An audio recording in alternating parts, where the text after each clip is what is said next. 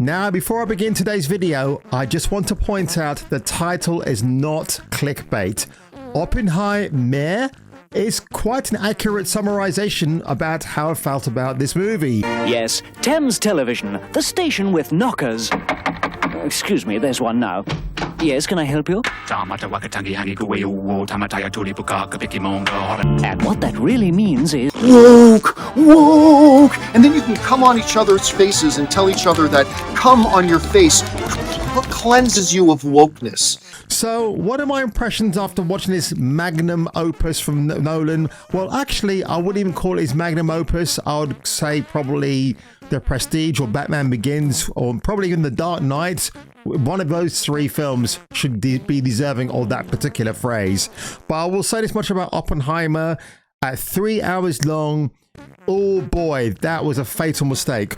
Also, because Nolan has shifted gears now between film companies, or should I say film studios, he's been given carte blanche to do what he wants, and that might be his Achilles heel. Because if you saw Tenet during lockdown, I mean, the two main leads, John Washington David, which is Denzel's son, and Robert Patrick, were having a great time on screen. I hope those two make some films together in the future again. But unfortunately, that film just fell by the wayside because Christopher Nolan is a film enthusiast. He loves playing with big IMAX cameras and putting bits of film together, but that is ultimately his downfall. Has he learned his lesson with Oppenheimer? I'm sad to say no. If anything, the Nolan ego is getting even bigger. Sure, the man has a lot to gloat about. I'll get to that point in a minute. Now, Cillian Murphy in the title role, is he good?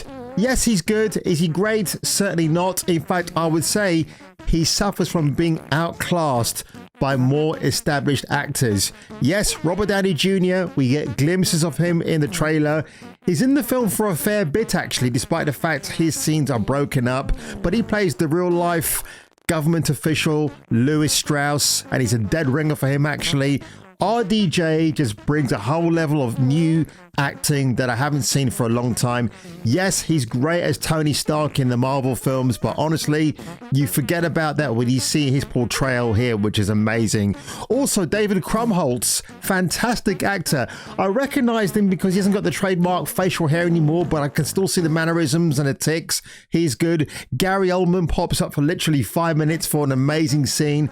I wouldn't be surprised if he gets nominated for an Oscar for that particular moment as well. You got Casey Affleck. You got Matthew Modine, one of my favorite actors. Like, just shouting off these cameos, it doesn't spoil anything for anybody because you just have to take in what they're bringing to the movie. And of course, we get to Florence Pugh. Now, if you saw my Woke News podcast on Friday, you remember what I said in that? When we get to sex, it's 4 out of 5 dots for sex. Now, I don't think Emily Blunt, who plays Cillian Murphy's wife, will be getting her kit off because as far as I know, apart from young Victoria, I don't think Miss Blunt has ever shed her clothes on screen. She's rather demure and you wouldn't imagine her doing that. But I can imagine Miss Florence Pugh. Oh, hello Pugh, how are you? That was a bit of a unintentional rhyming there. I think she'll be getting her boobies out for us to see. And boy, oh boy, I wasn't wrong. In fact, with a film that is 3 hours long and to see the captivating Miss Pugh's boobies at least 6 times. I remember Ryan Kinnell on Friday Night's Tights was saying that during his screening, a gentleman kept shouting out, "Yeah!" every time we saw the exposure of Pugh's pubes. So that's Pugh's boobs, not her pubes. We definitely did not see those. That's wishful thinking on my part. I mean, she was good. I mean, when we do actually see her for the first time, I could swear she was still being Natasha Romanoff's older sister from the Marvel films. I swore I heard a hint of the Russian accent in there, but she soon loses it and she gives a fairly good performance. Performances. But as for the film itself, there's a lot of exposition. I feel people were in the cinema were waiting to hear and to see this spectacular non-CGI recreation of an atomic bomb explosion. When that moment arrives, it's good, but you do see hints of it in the film anyway. Like you see close-ups of flames and combustion all happening at the same time. When it finally happens, it's a little bit underwhelming, and then it just catches you off guard ever so slightly. So this argument that you have to go and watch it at an IMAX screening, you don't have to, because I would say the ratio is 90% exposition and 10% that money shot that you wait for, which is actually where the film for me does overstay its welcome. Because after that, you get two more scenes where Cillian Murphy as Oppenheimer is being celebrated for his achievements in making the atomic bomb. And then after that moment, that's where the film should have ended, because you get some very striking, scary imagery while he's giving his speech to a packed auditorium. And I thought, oh, this is great. And then it carries on for like another 20 minutes to half an hour. And I literally did look at my watch thinking, how much longer have we got to go? Because I thought we've all wrapped this up. Now, the thing about this movie, there is a prevailing theme of anti-communism all the way throughout. I know Christopher Nolan has been accused of being something of a fascist right-wing guy because of the way his films come across. I would disagree with that. If you look at The Dark Knight, where everybody was saying that Heath Ledger's Joker was like this right-wing anarchist who wanted to bring down, well, basically corporations. But to me, that's somebody that could be deemed as a communist, maybe, because they hate capitalism. It's just the way it comes across. But of course, yeah, the Joker was an extreme individual.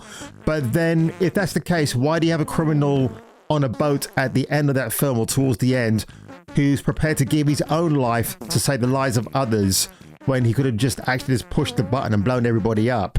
So you have that to consider. Also, I do think that Nolan wishes he was part of a bygone era of filmmaking from the 1970s. Films like All the President's Men, which I've got right here, which I'm watching later on, which for me is the better movie than Oppenheimer, because they're all political thrillers. They're all centered around a particular individual who's done bad. Also, if you think about the 1980s, Prince of the City with the great Treat Williams, Nolan looks at those films and he's influenced by them, but the difference is he can't make those films anymore because you can't touch them. They're masterpieces in their own right. What he has done, I would say, with Oppenheimer is to remind audiences that you can make an adult movie. You can still have a cinema-going experience. But I felt that Oppenheimer, for all of its beautiful cinematography, its great soundtrack by Ludwig Göransson, and everything else that comes with it, the acting, it just overstayed its welcome. It became a bit sluggish in places for me. Even after the end credits started to roll, I could hear muted applause at the back of me.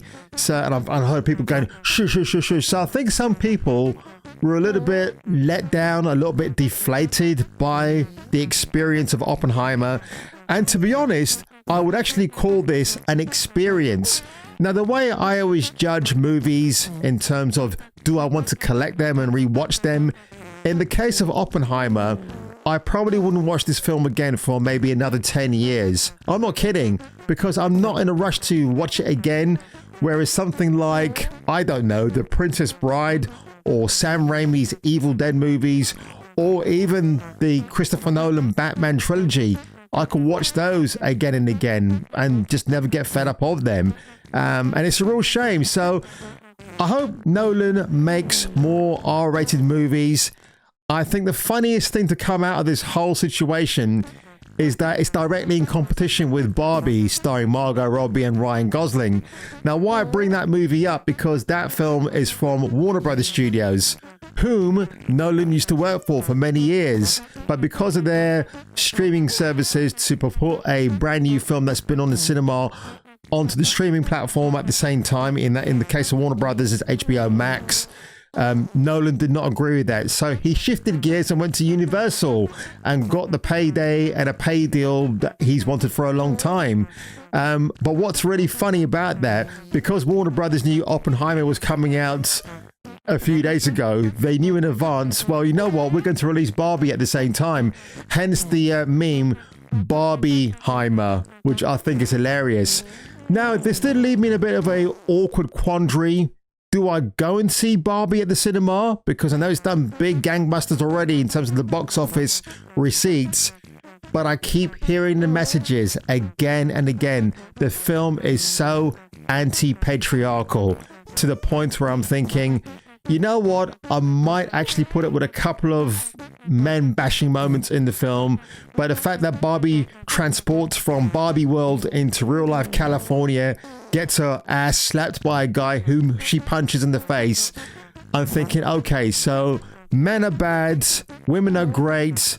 But apparently the best thing about the movie is Ryan Gosling as Ken, which is funny because I thought the whole message of the film was we're feminists, men are dog shit, and that's it, which is weird because Greta Gerwig, who's the director of that film, is married in real life. So I'm surprised that she's not sat at home with a bunch of cats walking around her.